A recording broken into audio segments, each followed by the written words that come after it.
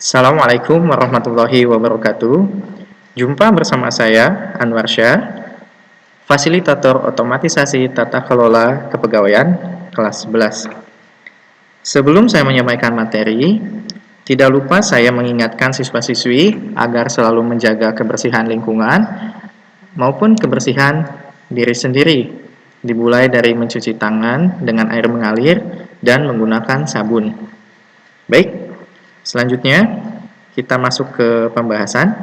Bab 1, Administrasi Kepegawaian. Dalam setiap pembahasan, tentunya selalu memiliki konsep dasar. Nah, untuk konsep administrasi kepegawaian ini merupakan kunci utama bagi sebuah organisasi atau perusahaan dalam mencapai tujuan tersebut, atau bisa dikatakan untuk mencapai visi misi perusahaan atau organisasi tersebut.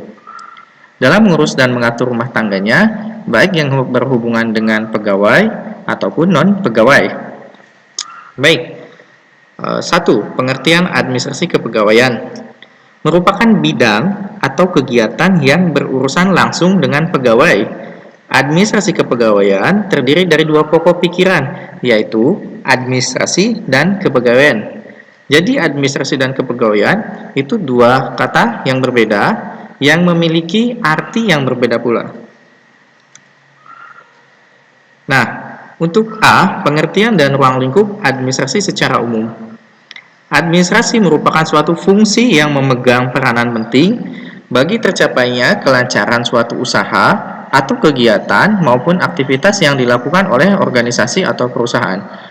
Maksud dari kunci atau fungsi untuk memegang peranan penting di sini adalah tanpa adanya administrasi, suatu tatanan administrasi tidak akan berjalan dengan maksimal, bahkan cenderung tidak akan pernah berjalan karena kesemrautan prosedur yang tidak dilakukan atau diabaikan. Administrasi secara umum didefinisikan suatu keseluruhan proses kerjasama antara dua orang atau lebih yang didasari atas rasionalitas tertentu dalam rangka mencapai tujuan yang telah ditentukan sebelumnya dengan memanfaatkan sarana-prasarana tertentu serta berdaya guna dan berhasil guna. Nah, maksudnya di sini kerjasama yang dilakukan tentunya secara hierarki atau secara profesional antara satu individu dengan individu lain atau antara satu divisi dengan divisi yang lain. Sebagai contoh seperti ini, misalkan untuk proses penggajian karyawan, tentunya diperlukan unsur-unsur tertentu di mana nilai atau nominal gaji itu bisa ditentukan. Sebagai contoh, salah satunya dari segi kehadiran. Ketika orang keuangan atau orang administrasi keuangan akan melakukan penggajian untuk karyawan-karyawan, tentunya memerlukan data, dengan kata lain daftar hadir. Tidak mungkin untuk untuk karyawan dengan jumlah kehadiran 26 hari dengan karyawan yang hanya masuk 10 hari, gajinya akan sama, tentunya akan berbeda. Nah, dari situ akan ada yang namanya kerjasama antara divisi keuangan dengan divisi kepegawaian. Kenapa ada kerjasama? Karena tidak mungkin bagian keuangan berikut mengurusi bagian absensi atau bagian kepegawaian. Nah, fungsi dari administrasi kepegawaian ini atau divisi kepegawaian tentunya mereka akan merekap siapa yang hari ini sakit, siapa yang hari ini cuti, siapa yang hari ini tidak ada keterangan atau yang hari ini izin. Nah, semua itu pasti akan ada rekapan dari tanggal 1 sampai dengan tanggal 30 atau 31 sesuai dengan kalender yang berlaku pada bulan itu. Nah, seperti itu contohnya. Lalu berikutnya, definisi administrasi mengandung 3 pemahaman sebagai berikut. Nah, pertama, ini secara garis besar ya.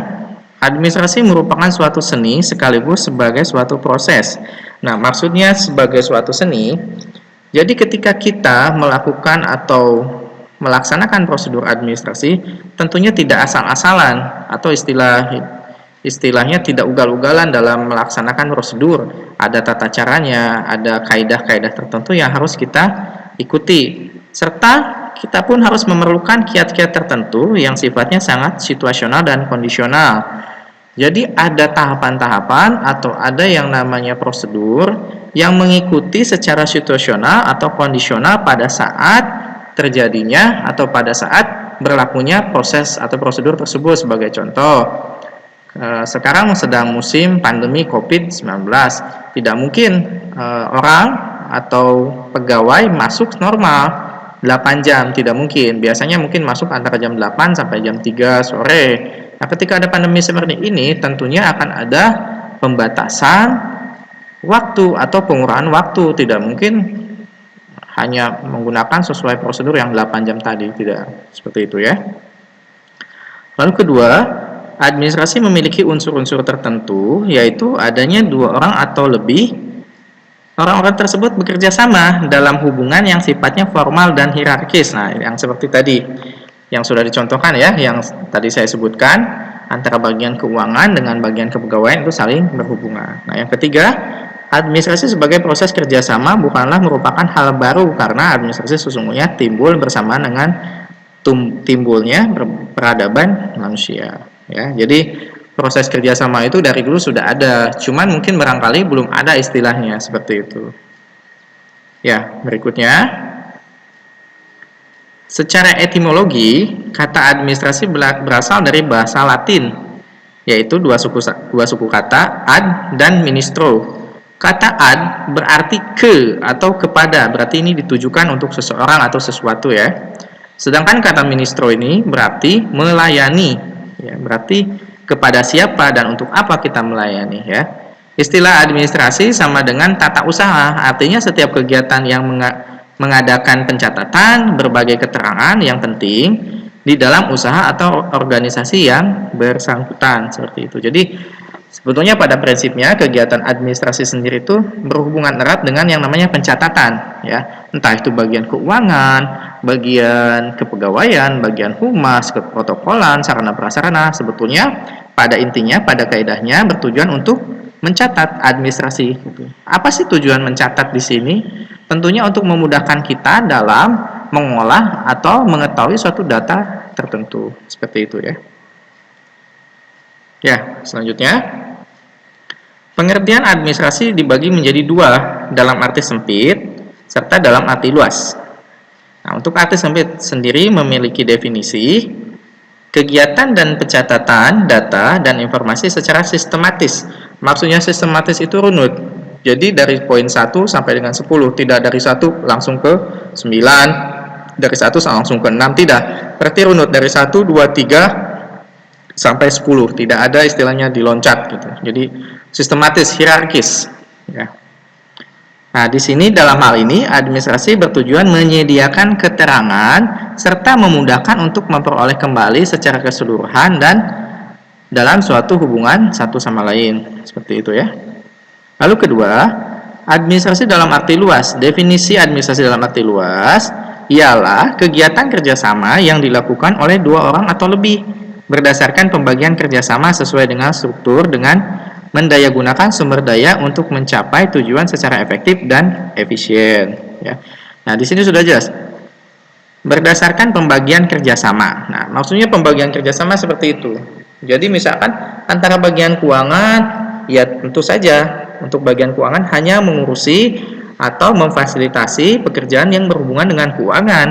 Nah, begitu kan dengan sebaliknya, bagian kepegawaian tentu hanya akan mengurusi kepegawaian saja, bagian sarana prasarana hanya akan mengurusi kerjaannya saja, bagian sarana prasarana mendata barang, jenis barang, barang yang baru masuk, barang yang baru dihancurkan, atau barang yang baru keluar, atau barang yang rusak, itu semua ada prosedurnya seperti itu. Jadi satu sama lain bekerja, tetapi dengan atau sesuai dengan konsep yang dari awal. Dari awal itu yang mana? Sesuai dengan pembagian tugas sendiri.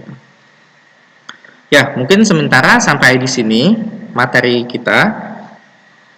Untuk selanjutnya nanti akan saya share lagi materi berikutnya di pertemuan berikutnya. Jangan lupa selalu jaga kesehatan, jaga kebersihan. Terima kasih banyak atas perhatiannya. Billahi taufik wal hidayah. Wassalamualaikum warahmatullahi wabarakatuh. Terima kasih.